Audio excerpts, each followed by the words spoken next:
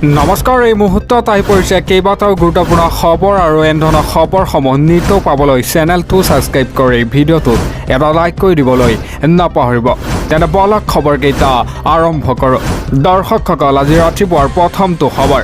দিল্লীত হাজাৰ হাজাৰ মুছলমানৰ প্ৰতিবাদকাৰীৰ মাজত অসমৰ গৌৰৱ গগৈ। মুছলমানৰ সমৰ্থন নিবিচৰাকৈ আইন আনিব বিচাৰিছে বিজেপি চৰকাৰে। এটা প্ৰতিবাদস্থলীৰ পৰাই চৰকাৰক হুংকাৰ এতিয়া যোৰহাটৰ সাংসদগৰাকী। দিবলৈছে এটা অতিকৈ গুৰুত্বপূৰ্ণ খবৰ। দিল্লীত হাজাৰ হাজাৰ মুছলমান প্ৰতিবাদকাৰীৰ মাজত এতিয়া গৌৰৱ গগৈ। প্ৰতিবাদস্থলীৰ পৰাই চৰকাৰক হুংকাৰ যোৰহাটৰ সাংসদগৰাকী। ৱাকফ সংশোধনী বিধেয়কৰ বিৰোধিতা এতিয়া গৌৰৱ গগৈ। ভাতৃত্ববোধৰ আদৰ্শৰে চলিব এতিয়া দেশ। আন ধৰ্মক সন্মান কৰিব লাগে বুলি সকলো ধৰ্মই শিকায়।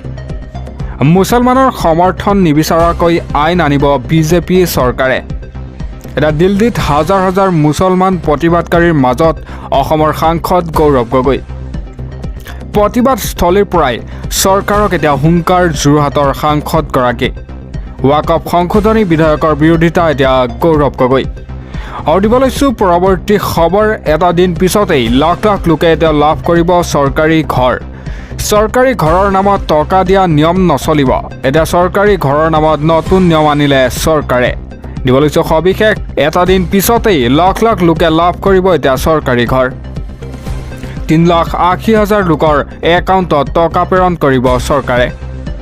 কোনেও কাকো এটকা নিদিয়াকৈ লাভ কৰিব এতিয়া ঘৰ। চৰকাৰী ঘৰ দিয়াৰ নামত বহু পঞ্চায়ত গ্ৰাম্য উন্নয়নৰ মানুহে বিচাৰে থকা। এতিয়াৰে পৰা নচলিব সেই নিয়ম।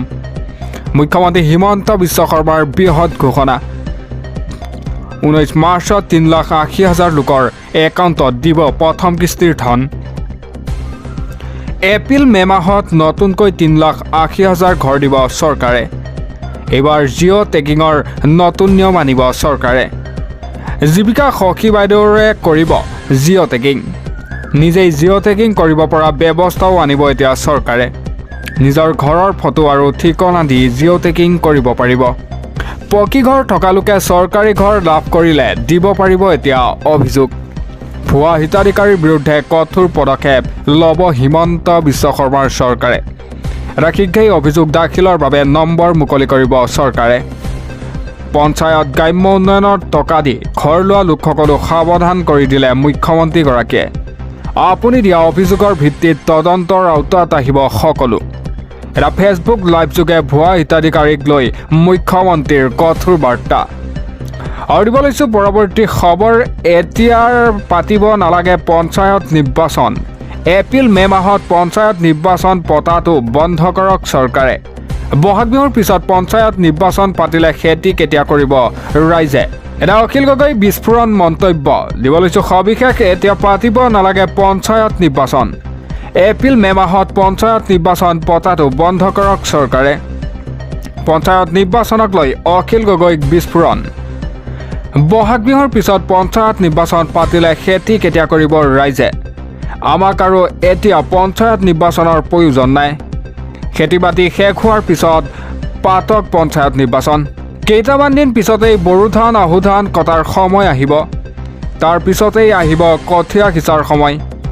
এই সময়ত আমাক কোনো কাৰণতে নালাগে এতিয়া পঞ্চায়ত নিৰ্বাচন।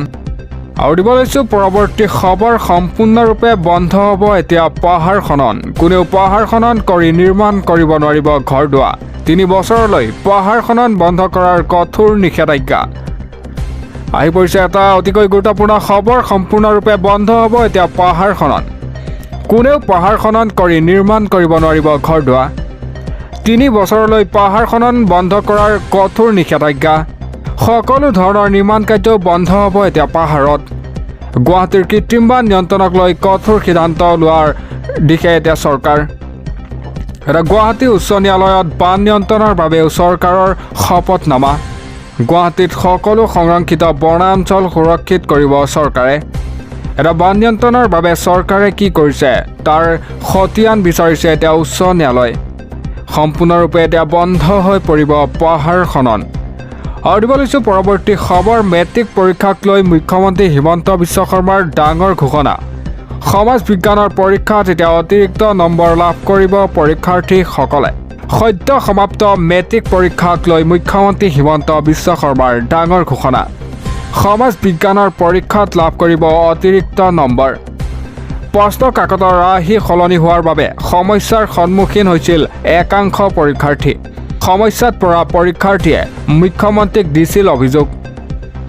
শিক্ষাৰ্থীৰ অভিযোগৰ ভিত্তিত এতিয়া সেৱাক এই কথা অৱগত কৰে মুখ্যমন্ত্ৰীগৰাকীয়ে। এটা মুখ্যমন্ত্ৰীক অনুৰোধৰ বিবেচনাত কৰাৰ আশ্বাস সেৱাৰ।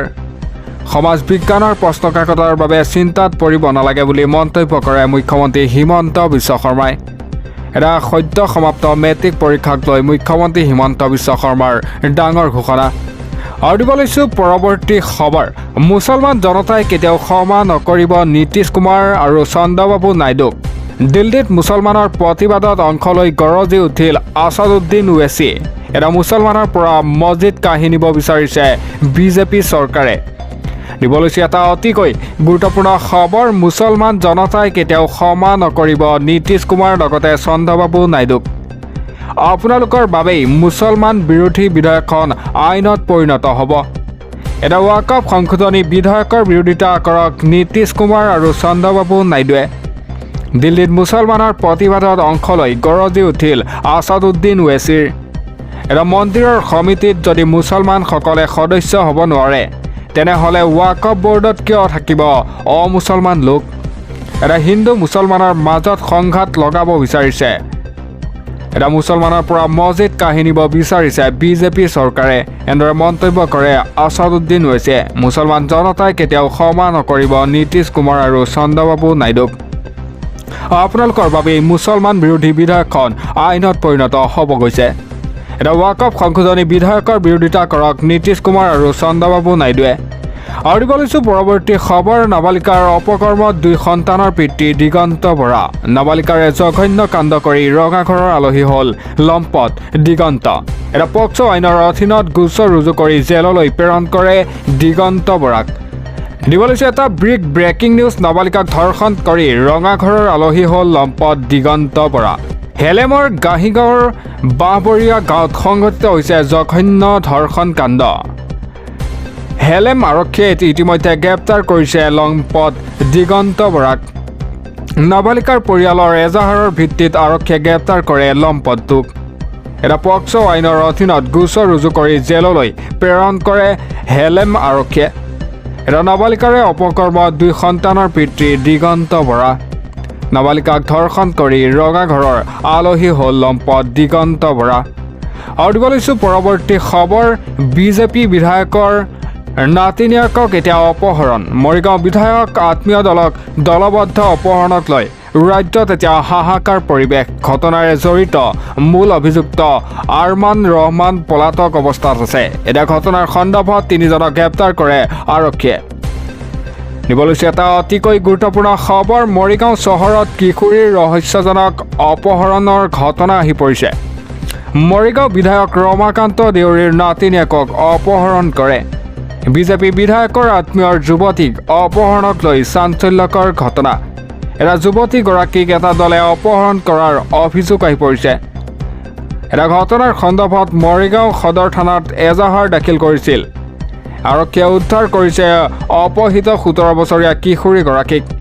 এটা গ্ৰেপ্তাৰত অভিজিত মেধি আৰু ফিজুলত ৰহমান, অবিনাশ ঠাকুৰীয়া ৰহমানক গ্ৰেপ্তাৰ কৰে আৰক্ষীয়ে। এটা বুধবাৰৰ পৰা সন্ধানহীন হৈ আছিল কিশোৰীগৰাকী।